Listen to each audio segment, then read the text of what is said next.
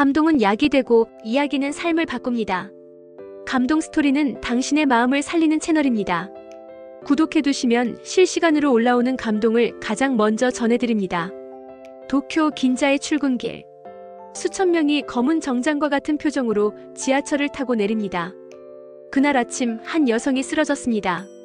그녀는 정신을 잃기 전 이런 말을 중얼거렸습니다. 나는 누구를 위해 이렇게까지 일하고 있는 걸까? 그녀의 이름은 에리코 34살. 일본 3대 대기업 중 한 곳에서 12년째 근무 중이었습니다. 하지만 그녀의 하루는 삶이 아닌 전쟁 그 자체였습니다.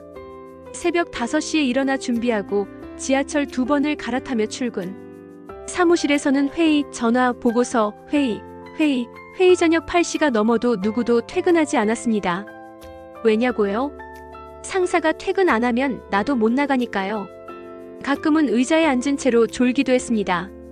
심장은 늘 조여왔고 손은 차가웠습니다. 하지만 아무도 그녀에게 괜찮냐고 묻지 않았습니다.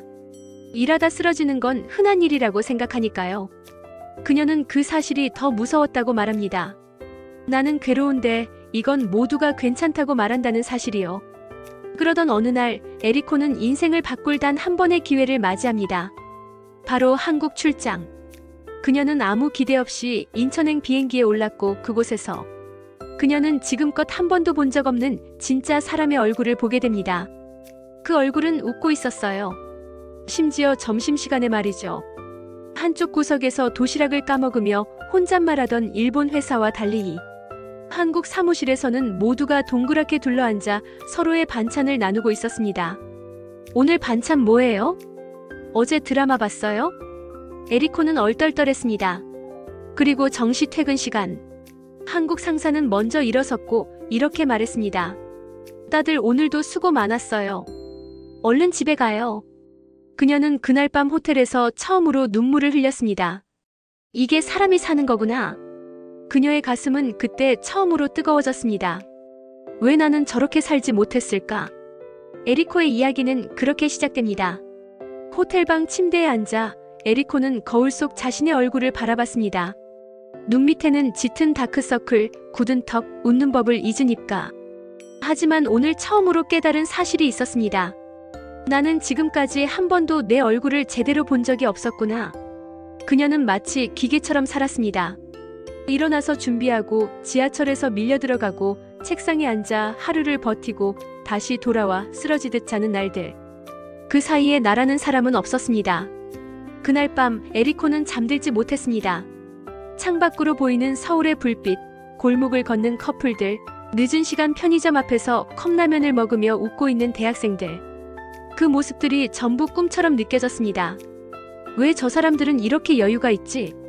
왜 나만 항상 숨을 참고 있는 느낌이지? 다음 날 그녀는 한국 파트너 기업과의 미팅에 참여했습니다. 회의실 문을 열자 밝은 조명이 비치고 커피향이 퍼졌습니다. 서로 반갑게 인사하고 경청하며 이야기 나누는 모습들. 누구도 큰 소리로 화내지 않았고 누구도 허리를 숙이지 않았습니다. 상하 관계보다는 팀워크라는 단어가 더 어울리는 분위기였습니다. 에리코는 자신도 모르게 긴장을 풀었고 오랜만에 조심스럽게 웃어보았습니다. 회의가 끝난 후 한국 직원 한 명이 다가와 말했습니다. 에리코 씨, 한국에서 일하시게 된다면 어떠실 것 같아요? 그녀는 망설이다가 조용히 대답했습니다. 정말 이런 분위기라면 다시 일할 수 있을 것 같아요. 내가 사람이 되는 느낌이에요. 출장이 끝나기 전날 에리코는 잠깐의 자유시간을 얻었습니다. 서울숲을 혼자 걸으며 나무 사이로 스며드는 햇살을 바라보았습니다. 그 순간 무언가가 터지듯 마음속에서 올라왔습니다. 내가 바라는 건 성공도 승진도 아니었구나. 그저 사람답게 사는 거였어. 그녀는 태어나서 처음으로 자신에게 물었습니다. 나는 뭘 좋아할까? 나는 무슨 향기를 좋아하지? 무슨 음식을 먹을 때 행복하지? 이런 당연한 질문들을 한 번도 진지하게 해본 적이 없었습니다. 에리코는 일본으로 돌아가는 비행기 안에서 다짐했습니다. 내 인생을 되돌릴 수 있다면 지금이 그 순간이야. 귀국하자마자 그녀는 퇴사서를 작성했습니다. 회사에서는 난리가 났습니다. 12년을 다닌 회사를 왜? 결혼이냐? 병이냐? 그 좋은 회사를 그만둔다고? 하지만 그녀는 단호했습니다. 저는 이제 제 삶을 살고 싶습니다. 그녀의 퇴사는 일본 SNS에서도 작은 화제가 되었습니다. 대기업 여직원, 괄호 끝에 퇴사. 한국 출장 후 삶의 방향을 바꾼 여자. 며칠 뒤 그녀는 한국의 한 스타트업에서 연락을 받게 됩니다. 출장 중 함께 일했던 파트너 회사에서 제안한 포지션이었습니다. 처음엔 망설였지만 그녀는 마음을 열기로 했습니다. 이번엔 도망이 아니라 시작이니까요. 한국으로 이주한 에리코는 완전히 다른 일상을 맞이합니다. 오전 9시 출근, 오후 6시 퇴근. 사무실 안엔 커피 머신과 조용한 음악, 팀원들과의 가벼운 웃음. 무엇보다도 사람들 사이에 존중이 있었습니다. 팀장은 말했습니다. 일은 삶의 전부가 아니라 삶의 일부예요. 우린 같이 오래 일하려면 같이 잘 살아야 하니까요. 그 말을 들은 순간 에리코는 눈시울이 붉어졌습니다. 처음으로 회사라는 공간이 자신을 소중하게 생각한다는 느낌을 받았습니다. 주말에는 가까운 공원에서 자전거를 타고 도서관에서 조용히 책을 읽고 가끔은 혼자 한강을 걷기도 했습니다. 이게 바로 내가 원하던 삶이었어. 왜 이제야 찾았을까? 어느 날 그녀는 한국에서 만난 동료에게 이런 말을 했습니다. 일본에서 나는 늘 살아있지만 죽은 느낌이었어요. 하지만 여기선 하루하루 내가 숨을 쉬고 있다는 걸 느껴요. 동료는 웃으며 말했습니다. 여기선 숨 쉬는 것도 일이니까요. 천천히 같이 걸어요. 그녀는 그 말을 평생 잊지 않을 겁니다. 한국 생활 3개월째, 에리코는 많이 변했습니다. 처음엔 조심스럽던 말투도 조금씩 편안해졌고 표정은 부드러워졌으며 가끔은 동료들 앞에서 크게 웃기도 했습니다. 그 웃음 속엔 생기가 담겨 있었습니다. 그녀의 하루는 더 이상 회피의 연속이 아니었습니다. 일이 끝나고 집에 돌아오면 넷플릭스를 보고 김치찌개에 밥을 말아먹고 가끔은 조용한 카페에 앉아 일기를 씁니다. 그리고 매일 자신에게 이렇게 묻습니다. 오늘 나는 나답게 살았는가? 그런 어느 날이었습니다. 회사에서는 지역 청소년 멘토링 자원봉사 프로젝트를 진행하게 되었습니다. 처음엔 에리코도 그저 동료들의 권유에 따라 신청했을 뿐이었죠. 행사날 서울 외곽의 한 작은 청소년 센터. 그녀는 일본에서 이민 온 중학생 한 명과 짝이 되었습니다. 이름은 하루, 중학교 2학년. 말수가 적고 고개를 잘 들지 않던 아이. 처음엔 어색한 침묵만 흘렀습니다. 하지만 에리코가 조심스럽게 일본어로 말을 건넸습니다. 안녕, 나는 에리코라고 해. 도쿄에서 왔어. 아이의 눈이 살짝 반짝였습니다. 진짜 일본에서 오셨어요? 거기선 힘들지 않았어요? 그녀는 고개를 천천히 끄덕였습니다. 응. 나도 거기서 많이 아팠어. 그래서 여기에 왔어. 아이도 조용히 고백했습니다. 저도 엄마 아빠 따라 이사 왔는데 너무 외로워요. 학교에서도 말 잘 못하고 나만 이상한 사람 같아서요. 에리코는 잠시 눈을 감았습니다. 그리고 한 문장을 꺼냈습니다. 하루야, 내가 잘못한 게 아니야. 사람이 어울리는 장소가 다를 뿐이야. 나도 그걸 깨닫기까지 34년이 걸렸어. 그 순간 아이의 눈에서 눈물이 뚝 하고 떨어졌습니다. 그 모습을 본 에리코는 조용히 아이의 손을 감싸주었습니다.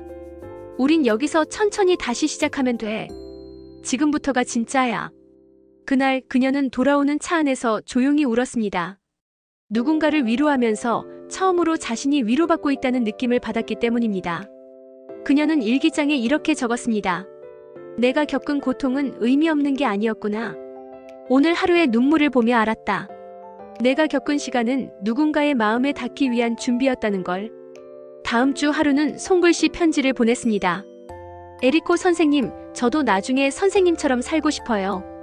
다정하고 따뜻한 사람이 되어서 저처럼 외로운 아이를 도와주고 싶어요. 편지를 읽으며 에리코는 다시 한번 울었습니다. 그 울음은 슬픔의 눈물이 아니라 처음으로 자기 존재의 의미를 느꼈을 때의 눈물이었습니다. 그 후로도 그녀는 주말마다 지역 봉사활동에 참여했습니다. 직장에서는 사람들과 더 가까워졌고 퇴근 후에도 삶을 소중히 다루는 법을 배워갔습니다. 하루하루가 조금씩 변화했고 그녀의 마음속 깊은 곳도 치유되고 있었습니다. 어느 날 동료가 물었습니다. 에리코 씨, 요즘 정말 밝아지셨어요. 뭐가 그렇게 좋아졌어요? 그녀는 웃으며 대답했습니다. 전에는 내가 일 속에 갇혀 있었거든요. 지금은 내가 삶 안에 있어요. 그 말은 동료들의 마음까지 울렸습니다.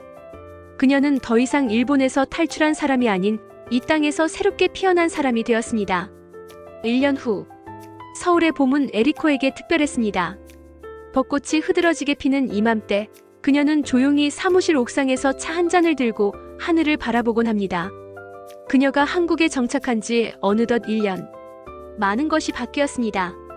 일도 삶도 관계도. 하지만 무엇보다 가장 크게 변한 건 자기 자신에 대한 시선이었습니다. 예전에는 늘 자신에게 이렇게 말했습니다. 왜 이렇게 약하지? 왜 더 잘 못하지? 나는 쓸모없는 사람인가? 하지만 지금은 이렇게 말합니다. 오늘도 수고했어. 너답게 살았으니까 잘한 거야.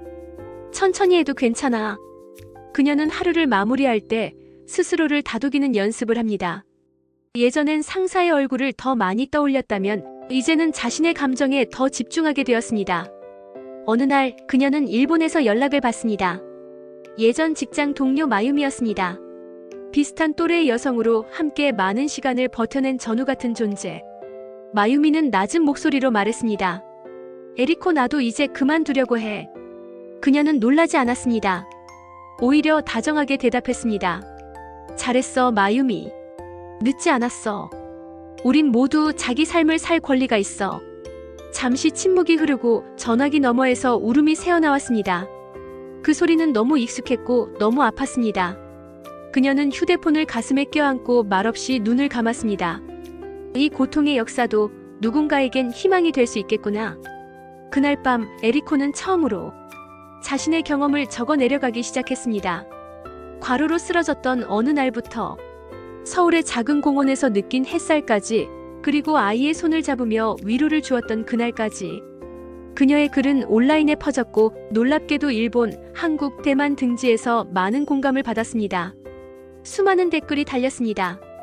당신의 이야기를 듣고 용기를 냈어요. 오늘 퇴사서를 냈습니다. 두렵지만 설레요. 눈물이 멈추지 않네요. 꼭 한번 만나 뵙고 싶어요. 그녀는 알았습니다. 자신이 살아온 그 모든 날들이 누군가에게 약이 된다는 것. 어느 오후 에리코는 작은 강연 요청을 받습니다. 주제는 워라밸과 마음의 건강. 그녀는 수줍게 무대에 올랐습니다. 처음엔 떨렸습니다. 하지만 곧 그녀는 천천히 말을 이어나갔습니다. 저는 일본에서 과로로 쓰러졌던 사람입니다. 누군가에게 충성을 증명하기 위해 내 몸을 망가뜨렸고 결국 나조차 잃을 뻔했습니다. 그런데 한국이라는 낯선 땅에서 저는 저를 다시 만났습니다.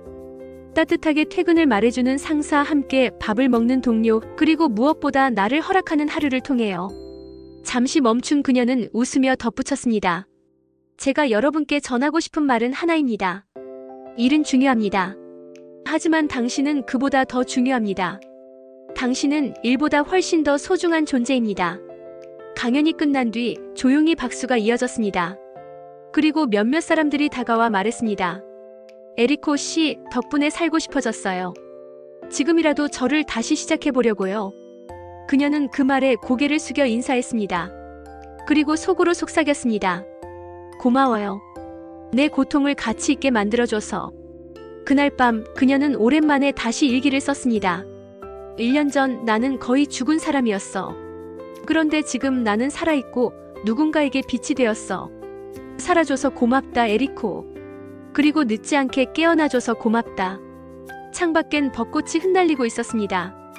그 꽃잎이 꼭 그녀 자신 같았습니다. 한때는 시들고 무너졌지만 결국 다시 피어나 누군가의 마음에 닿는 존재. 그녀는 미소 지으며 창을 닫고 조용히 잠자리에 들었습니다. 그리고 꿈속에서 예전의 에리코가 지금의 자신에게 손을 내밀었습니다. 괜찮아. 고생했어. 이제 우리 진짜 삶을 살자. 당신은 오늘 당신 자신의 마음을 들여다보셨나요? 혹시 누군가를 위해 너무 오랫동안 참고 계시진 않나요? 누군가에게 인정받기 위해 자신의 소중한 하루를 온전히 내어주고 있진 않나요? 이야기는 끝났지만 우리의 삶은 지금 이 순간에도 계속되고 있습니다. 에리코의 이야기는 특별하지 않습니다. 우리가 늘 곁에 두고 살아가는 지친 하루들, 그리고 마음 한구석에 말없이 쌓여가는 무게들 속에서 누구나 한 번쯤은 겪는 마음의 이야기이기도 합니다. 하지만 중요한 건 그 무게를 외면하지 않는 것, 그리고 나의 마음을 다시 들여다보는 것, 그 작은 용기에서 변화가 시작된다는 사실입니다. 감동 스토리는 그런 용기를 응원합니다. 바쁜 세상 속에서 잠시 멈춰 설 수 있는 이야기, 지친 마음을 위로하고 다독여줄 수 있는 이야기, 그리고 때로는 눈물을 통해 마음을 씻어낼 수 있는 이야기를 전합니다. 우리 채널은 단순히 사연을 전하는 곳이 아닙니다. 당신의 마음을 살리는 공간이고, 삶의 어느 순간 문득 마주한 이야기 속에서 나만 그런 게 아니구나라는 안도를 얻을 수 있는 곳입니다. 구독은 단지 알림을 받기 위한 클릭이 아닙니다. 그건 당신 스스로를 위한 약속입니다. 바쁜 세상 속에서 나를 잠시 쉬게 해줄 수 있는 공간을 내 삶에 만들어주는 선택입니다. 앞으로도 우리는 아픔을 껴안은 사람들, 다시 일어나려는 사람들, 그리고 당신처럼 진심을 느낄 줄 아는 사람들과 함께 조금 느리지만 따뜻한 이야기를 계속해서 나누겠습니다.